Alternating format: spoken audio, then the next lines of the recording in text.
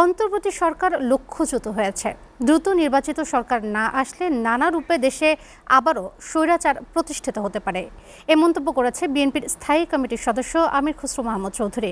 আর দলটির সিনিয়র যুগ্ম মহাসচিব রুহুল কবির রিজভী অভিযোগ করে বলেন, বিএনপির ১৬ বছরের আন্দোলনের সাথে জুলাই আগস্টের আন্দোলনের মধ্যে বিভেদ সৃষ্টির পায়তারা করা হচ্ছে। রাজধানীতে আলাদা অনুষ্ঠানে এসব কথা বলেন বিএনপির নেতারা। আরও জানাচ্ছেন আব্দুল আহাদ। জুলাই গণ অভ্যুত্থানের পর রাজনীতির ময়দানে সবচেয়ে আলোচিত বিষয় জাতীয় নির্বাচন। বিএনপির স্থায়ী কমিটির সদস্য আমির খসরু মাহমুদ চৌধুরী বলেন, কিছু কিছু ক্ষেত্রে মনে হচ্ছে সরকার তাদের মূল লক্ষ্য থেকে দূরে সরে যাচ্ছে। সরকারের লক্ষণ দেখে মনে হচ্ছে তারা সব সংস্কার একাই করবে। ক্ষুদ্র ক্ষুদ্র স্বৈরাচার কি আবার বাংলাদেশে তৈরি হচ্ছে? আবার কি জনগণ, আমরা কি সংসদীয় গণতন্ত্রের স্পিরিটের বাইরে গিয়ে আরেকটি গোষ্ঠী সৃষ্টি করতে চাচ্ছি? ঢাকা রিপোর্টার্স ইউনিটিতে এক আলোচনা সভায় বিএনপির এই শীর্ষ নেতা অভিযোগ করেন, জনগণের মতামত না নিয়ে কতিপয় ব্যক্তির সিদ্ধান্তের মাধ্যমে সরকার দেশ পরিচালনা করছে। একটা ছক তারা করেছে তাদের সুবিধা মতো, এবং মনে হচ্ছে সবাইকে সেই পথে তারা ঢুকানোর একটা প্রক্রিয়া শুরু করছে।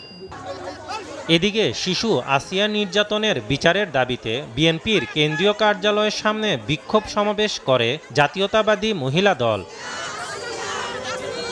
বিক্ষোভ সমাবেশে বিএনপির সিনিয়র যুগ্ম মহাসচিব অ্যাডভোকেট রুহুল কবির রিজভী হুঁশিয়ারি দিয়ে বলেন, নির্বাচন নিয়ে সরকার গড়িমসি করলে পরিস্থিতি অন্য মাত্রা পাবে। আপনি চাই আপনার হাত দিয়ে একটি অবাধ সুষ্ঠু নির্বাচন নিশ্চিত হবে।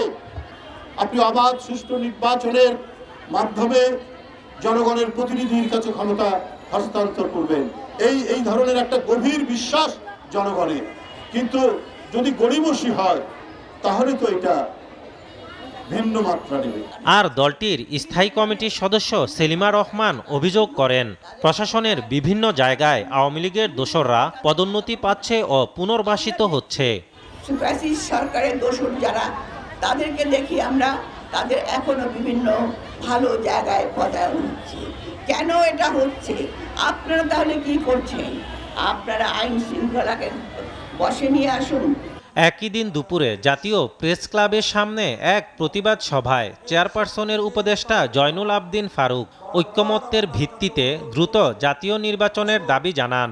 ঐক্যমতের ভিত্তিতে একটি নির্বাচন দিন, ওই নির্বাচনে যারা সরকার গঠন করার ক্ষমতা পাবে তাদেরকে সরকার গঠন করতে দেন। কোনো কুচক্রী মহল যেন সরকারের লক্ষ্য উদ্দেশ্যকে ব্যর্থ করতে না পারে, সে ব্যাপারে সবাইকে সতর্ক থাকার আহ্বান জানান জয়নুল আবদিন ফারুক। সেই সমর্থন যেন কিছু কুচক্রী মহলের ইঙ্গিতে আবার বানসাল না হয়।